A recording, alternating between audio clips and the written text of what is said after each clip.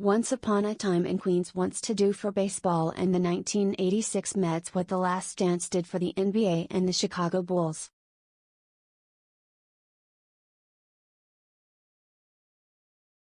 Yet while it's a great deal of fun, ESPN's 4-part 30 for 30 docuseries doesn't quite scale those heights, offering a nostalgic trip back to that miraculous season but straining a bit to connect the team's exploits to the New York of it all.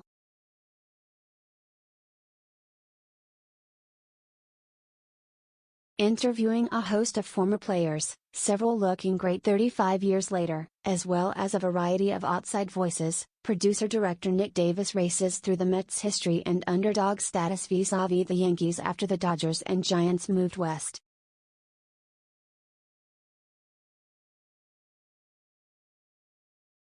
The project then turns to the Mets' struggles before executive Frank Cashen began assembling the pieces for the team that won 108 games and the World Series in 1986, with Cashen bluntly telling an interviewer, "I took over a huge mess.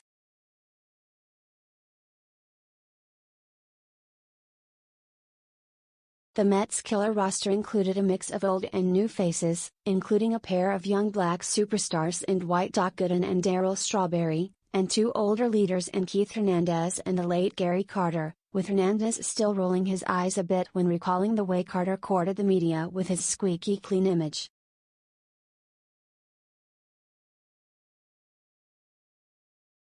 Much of the baseball stuff is simply fascinating, from one-time Met Billy Beane calling a young Strawberry the greatest athlete I've ever seen in my life to Gooden being practically unhittable when he started finding his groove.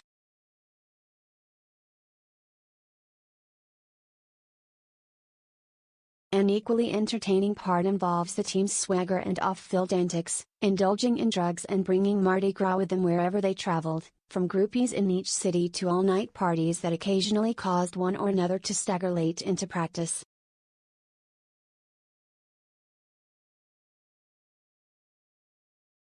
Lenny Dykstra might be the most colorful of the interviews, peppering his responses with a barrage of obscenities that will be unedited on ESPN. A simulcast on ESPN2 will clean it up.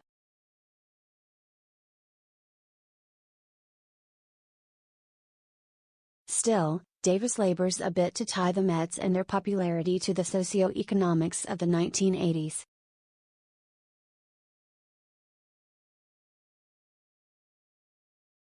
The movie Wall Street get name-checked, and director Oliver Stone interviewed, while some of the concurrent events cited figured in the team dynamics, racial tensions at the time, and others, the Preppy Murder, not so much.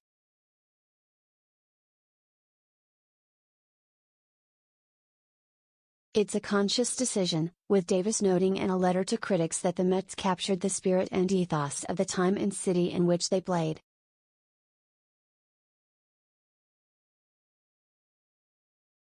Yet that material makes Once Upon a Time feel a bit bloated before reaching the main event, with an incredibly detailed hour devoted to the playoffs and the Mets' improbable comeback win against the Boston Red Sox during the World Series.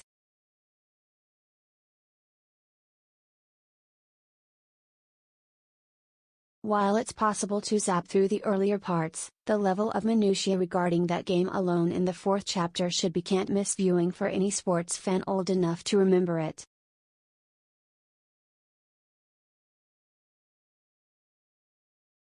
Beyond the players, the reminiscing includes celebrities like comic Bill Burr, a Red Sox fan whose hilarious ranting about their lineup is a reminder that when it comes to sports, old wounds never really heal.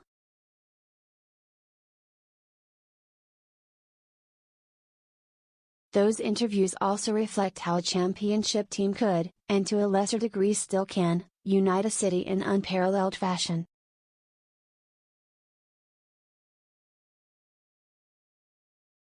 As the Mets were assembled in the 80s, the team ran a slightly premature ad campaign that said, "The magic is back."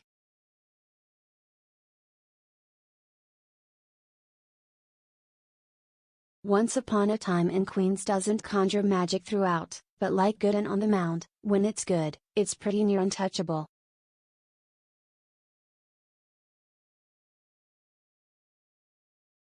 Once Upon a Time in Queens will air September 14th to 15th at 8 p.m. ET on ESPN.